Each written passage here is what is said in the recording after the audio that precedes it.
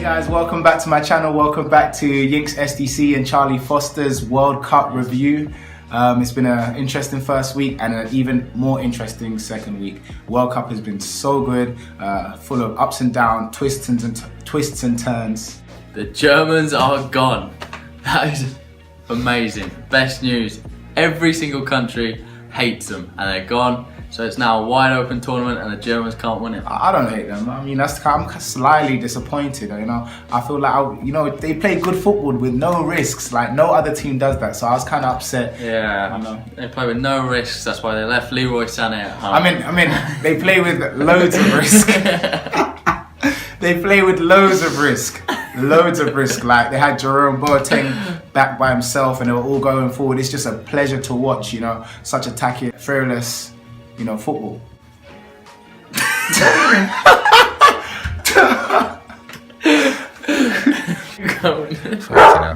Alright, so World Cup thoughts so far. We've come to the end of the second week, which concludes the group stages. Germany are out, as I've said. Really happy about that. Some of the surprise packages so far: Switzerland, Sweden, Denmark, all making it through the group. Thankfully, they're all on England's side of the draw, as England get the easiest side of the draw. Typical. It's rigged. It's not rigged. It must be rigged. Every year, every World Cup, they always get easy teams. Of course, they're gonna fluff it, but they always get the easy teams. It happened as well at the Euros when we lost to Iceland. Absolutely shock at that one. But it is interesting. Big talking point is that one half of the draw is stacked. You've got all the big teams. You've got France, Argentina, Brazil, Uruguay, Portugal. Crazy. And then on the other side, the only big team really there is England and Spain and maybe Croatia. Yeah, correct. Maybe Croatia. They probably got the most points in the group. On a serious note. They got the most points in the group. Serious underdog, Croatia. Yeah. You heard it here first. 100%. Potential. So guys, I'm going to present to you guys right now the one to watch for the tournament. This is the player that has been consistent so far from the games I've watched. I've loved the way he plays, passion, long balls. He's just a general, scored penalties, and he plays in centre back. Grankvist, player. Oh, we love him.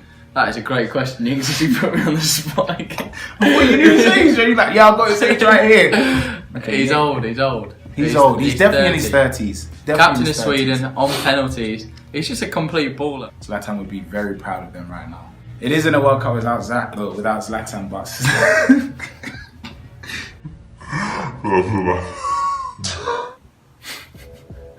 You want me to do this one? Go ahead. So, player of the tournament so far, there's a lot of names being thrown around, but we went tricky one. We went for Isco.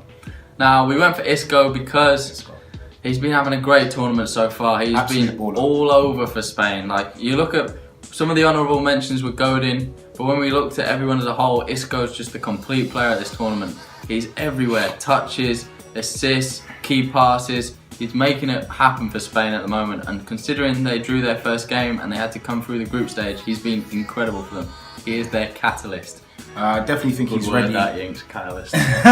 Gets things going, huh? Yeah. Anyways.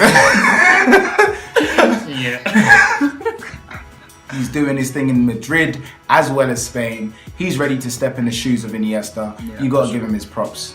So we start with the team of the week, and straight up in goal we have Alisson Bayerson.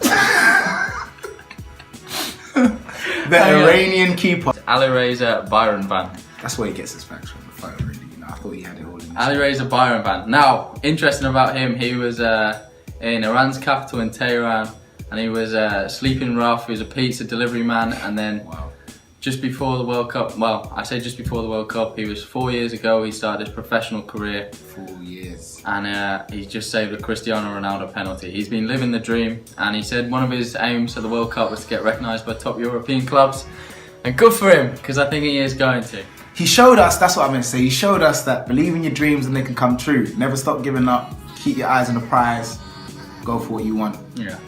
So guys, we next go on to our right back. I'm gonna give this one to Charlie. It's one of his boys. He's one of my boys. He's played really well for England. Didn't start the last game because we were already through. Kieran Trippier plays his club football at Tottenham. Great player. He's on our set pieces. Has really been one of England's breakout players this year. So moving on to our centre back. Our first centre back, we're going to give it to Godin for Uruguay. Yeah, Uruguay, 3 clean sheets, and he has literally masterminded those 3 clean sheets. Along with Jimenez, they've been consistent forces in Uruguay's backline, but I don't think they've conceded a goal in 2018, which is ridiculous. That's a lot of minutes of football. That's severely going to be tested in the next round against the next centre-back we want to look at, and we've already mentioned him, Grangfist. Simple. He's in the team. General. Boss. One man. Sergeant. Union. Yeah. Leader. Perfect. Top bins. Bottom corner. Oh, what? I thought you got one in the top. Oh, no. Yeah. On to our left back. Go ahead, present him, John. We have Manuel Akanji. He plays for Borussia Dortmund. He's 22. Interesting fact, which Yinka will love, his dad's actually Nigerian, Yinks. What? See, I can't stand these Africans. They're just not going to their country. France, Belgium, all those kind of countries. He has a Swiss mother. I don't care what you have. You need to play for the 50-50. real, play for someone, you know, got a chance to play for Africa, represent Africa. We need to stand up and, you know, look at them. All the African teams are out. We could have done with his help. He's an arsehole. I'm tired of all these African players. Moving on, we're going for a 4-3-3 formation, and one of our 3 midfielders, if you watched him in Colombia's second game, he was unplayable. James Rodriguez. He created everything that Colombia did. He was sensational. He was finding Cuadrado in the deep spaces. He was just instrumental. So guys, we get on to our 2 next midfielders, right? I say 2 because these guys come as a pair. We call them the pair. Who are they? Ivan Rakitic and Luka Modric.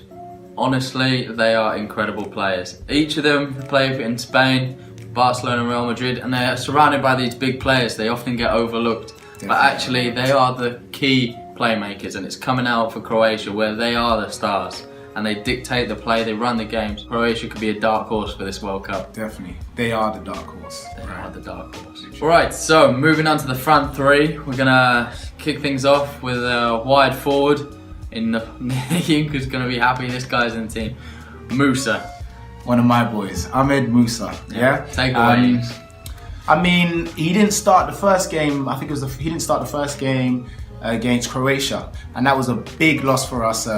We didn't have the pace up top that we needed, but he came alive. He started the next game against Iceland. It just shows what speed can do in this day and age. Absolutely obliterated the defender to score 2 goals. You know, both very good. The first one even better, the touch and the finish. Ahmed Musa, not the most technical at all. I'm not his biggest fan, but for what he did for Nigeria and just coming alive and providing some creativity, I've got to give it to him. Yeah, I had to take this away just to give it to you. Just handing him one of his boys again. Our second attacker, right? What's his name? Harry Kane. What a player. Not only can he score hat-tricks without even looking at the ball, just a deflection off the back of his foot. Top goal scorer at the World Cup. Top goal scorer at the World Cup. Guys milk anything and everything. It's incredible. This guy is coming home, and Harry Kane He's coming home. is carrying it on his shoulders right now. I can see it coming home now. I'm picturing it. I'm going to have to book flights home because Harry Kane is single-handedly dragging England through. To close out our top 3, we finish with Romelu Lukaku, Belgium's all-time leading goal scorer, and he's still so young. At just 25. Exactly, and he has a slight injury at the moment, so he's 50-50 to whether he makes the last 16 against Japan. But with him, they're pretty much an unstoppable force in this. So just before we finish today, there's an honourable mention of just our highlight of the second week. Ying's take it away. Butchwai. What was he thinking? He butchered it. He definitely butchered that ball into the post and back into his face. Absolutely hilarious. Some boy. Funny lad. Class. And that sort of concludes the second episode of the Team of the Week. So that's our Team of the Week. Let us know your thoughts. The second episode of World Cup Review. Of course. Yeah. That's what I meant. Comment below the video. And also, we enjoy any interactions on the video. Like, let us know who you think could win the World Cup. Don't forget to like and subscribe as well as commenting, as he said. Hopefully see you guys next week.